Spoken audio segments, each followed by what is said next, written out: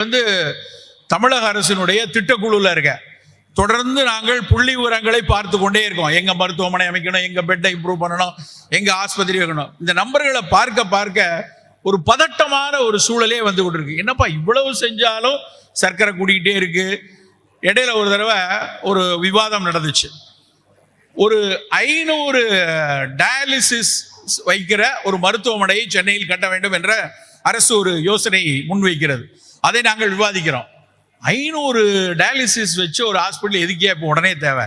சென்னையை சுற்றி கிட்டத்தட்ட 100-150 பெரிய ஆஸ்பத்திரி இருக்கு. ஒவ்வொரு இடத்துலையும் டயாலிசிஸ் சென்டர் இருக்கு. ஒரு டயாலிசிஸ் யூனிட் வச்சா ஒரு நாளைக்கு 6 பேர் அதில் பண்ணிக்கலாம். ஏன்னா ஒரு டயாலிசிஸ் பண்ணதுக்கு 3 மணி நேரம் ஆகும். ஒரு டயாலிசிஸ் யூனிட்டை வச்சு 6 பேர் பண்ணலாம். 500 பெட்டு போட்டால் கிட்டத்தட்ட 3000 பேருக்கு டயாலிசிஸ் பண்ணலாம். அவ்வளவு தேவை இன்னைக்கு தேவையா அப்படின்னு நான் ஆர்கியூ பண்றேன். அப்ப அவர் சொல்றாரு, என்ன சார் நீங்க சொல்றீங்க, 500 பெட் உள்ள டயாலிசிஸ் சென்டர் இப்ப போட்டா கூட அதிகபட்சம் இன்னும் 2-3 வருஷம் தாங்கும்.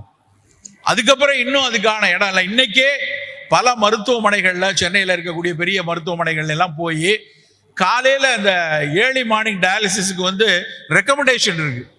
ஏன்னா டயாலிசிஸ் பண்ணிட்டு அடுத்து வேலைக்கு போறதுக்காக 7 மணிக்கு எனக்கு கிடைக்குமா, 8 மணிக்கு எனக்கு காலையில ஃபர்ஸ்ட் டயாலிசிஸ் கிடைக்குமான்னு கேட்கிற அளவுல ஏதோ சினிமா டிக்கெட்டுக்கு முன்பதிவு செய்வது போல டயாலிசிஸ்க்கு நேரம் முன்பதிவு செய்யக்கூடிய அளவுல சிறுநீரக நோய் கூடிக்கொண்டே இருக்கு. ஏன்?